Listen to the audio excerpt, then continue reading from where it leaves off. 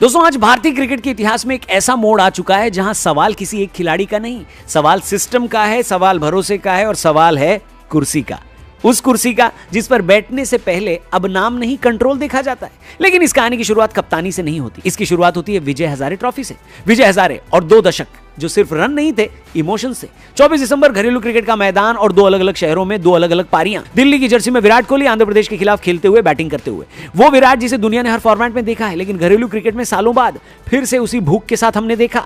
विराट ने इस मैच में सिर्फ रन नहीं बनाए, उन्होंने कंट्रोल का डेमोन्स्ट्रेशन दिया है। 125 से ऊपर का स्ट्राइक रेट, 12 चौके 3 छक्के, गेंद को जमीन पर मारना, गैप चुनना और जब जरूरत पड़ी बाउंड्री निकालना। ये वो विराट था जो बता रहा था फॉर्म टेंपररी होती है और क्लास परमानेंट। बहुत ही मास्टर आदमी है तू। वहीं दूसरी तरफ मुंबई के मैदान पर उतरे रोहित शर्मा। 7 साल बाद विजय हजारे ट्रॉफी में वापसी, सिक्किम के खिलाफ मुकाबला और सिर्फ 62 गेंदों में सेंचुरी। बहुत मारा, धागा खोल दिया एकदम। 8 चौके 8 छक्के, 161 से ऊपर का स्ट्राइक रेट और वो ट्रेडमार्क पुल शॉट्स जो सीधे स्टैंड्स में जाकर गिरे।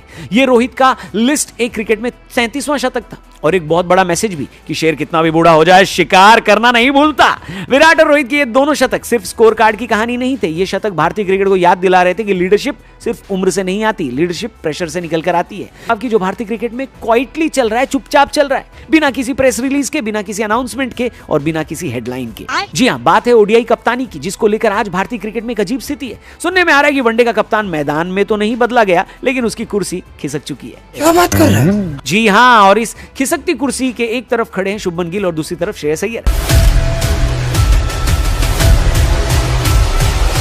कुछ महीने पहले तक यही शुभमन गिल भारतीय क्रिकेट का पोस्टर बॉय थे। युवा, शांत, तकनीकी रूप से मजबूत, तीनों फॉर्मेट में फिट। बीसीसीआई को लगा था हमें अगली पीढ़ी का कैप्टन मिल गया है। टेस्ट टीम की कमान, ओडीआई की कप्तानी और टी20 में उप कप्तानी सब इनको मिल गई। इतनी जल्दी इतनी जिम्मेदारी, ये भरोसे का सबसे बड़ा सर्टिफिकेट होता है दोस्तों। लेकिन क्रिकेट में भरोसा परमानेंट नहीं होता, ये हर सीरीज के बाद रिन्यू होता है और जब रिन्यू नहीं होता तो कुर्सी हिलने लगती है। 20 दिसंबर 2025 को एक ऐसी लाइनअप सामने आई जिसने सब बदल दिया। उस दिन टी20 वर्ल्ड कप 2026 का स्क्वाड अनाउंस होता है, नाम पढ़े जाते हैं, लेकिन एक नाम मिसिंग है, शुभमन गिल नॉट सिलेक्टेड।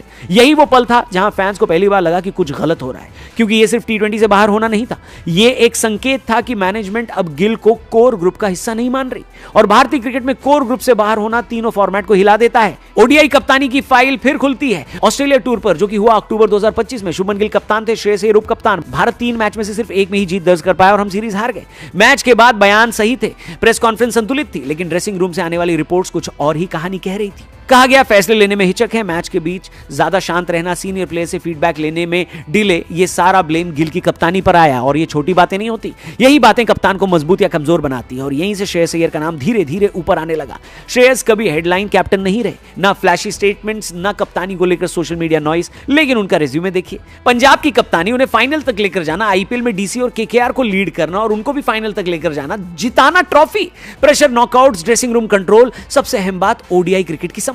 एक ऐसा फॉर्मेट है ओडीआई जहां एग्रेशन से ज्यादा कंट्रोल चाहिए, हर ओवर प्लान्ड होता है, हर बॉलिंग चेंज सोचा समझा और कैप्टन का माइंड सबसे बड़ा वेपन होता है। श्रेयस अय्यर इस माइंड गेम में फिट बैठते हैं, इसीलिए उन्हें उप कप्तान बनाया गया ओडीआई का। और अब उसी फैसले को एक कदम आगे ले जाने की तैयारी भी हो रही है, क्योंकि बीसीसीआई की नई सोच ये कहती है कि अब देश को टेंपरेरी कैप्टन नहीं, स्टेबल कैप्टन चाहिए। अंदर की रिपोर्ट्स कहती हैं बीसीसीआई का टारगेट है 2027 वर्ल्ड कप जीतना, और उस रोड मैप में शुभमन गिल फिट नहीं बैठ पा रहे हैं क्या? आप पूछोगे क्यों? क्योंकि गिल इस वक्त तीनों फॉर्मेट में अनस्टेबल दिख रहे हैं। टी20 से बाहर, ओडीआई में कप्तानी का दबाव, टेस्ट में रन का प्रेशर, तीनों जगह एक साथ लड़ना हर खिलाड़ी के बस की बात नहीं होती। और बीसीसीआई वही गलती दोहराना नहीं चाहती जो पहले यंग कैप्टन्स के साथ हुई है। तो ये फैसला ले कौन रहा है? ये सिर्फ सिलेक्टर्स नहीं, ये सिर्फ एक कोच का फैसला नहीं, ये फैसला आ रहा है भारतीय क्रिकेट के पावर सेंटर से। वो पावर सेंटर जो पिछले कुछ सालों से एक ही चीज पर जोर दे रहा है, स्टेबिलिटी। नाम नहीं, ब्रांड नहीं, पोटेंशियल नहीं, स्टेबिलिटी। और यही वजह श्रेयस अय्यर का नाम आगे बढ़ रहा है। वो शांत है, मीडिया फ्रेंडली नहीं है, वो कंट्रोवर्सी नहीं करते, लेकिन टीम मीटिंग्स में उनकी बात सुनी जाती है और बीसीसीआई को यही सबसे ज्यादा पसंद है। गिल का टी20 से बाहर होना सिर्फ फॉर्म इशू नहीं था। रिपोर्ट्स कहती है टीम मैनेजमेंट पहले से ही तय कर चुका है कि गिल 2026 टी20 वर्ल्ड कप रोड मैप में नहीं होंगे।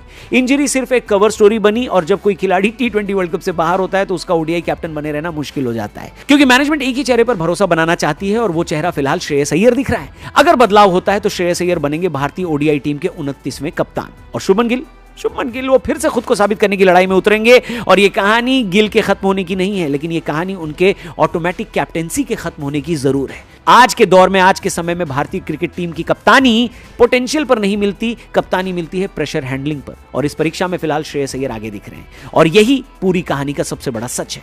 आपको क्या लगता है दोस्तों, क्या वाकई गिल की वनडे कप्तानी खतरे में है? कमेंट करके बताइएगा। साथ ही ये भी कमेंट करके बताना कि क्या वाकई श्रेयस अय्यर ही है राइट चॉइस ओडीआई कैप्टन बनने के। जो भी हो आपकी राय कमेंट करके बता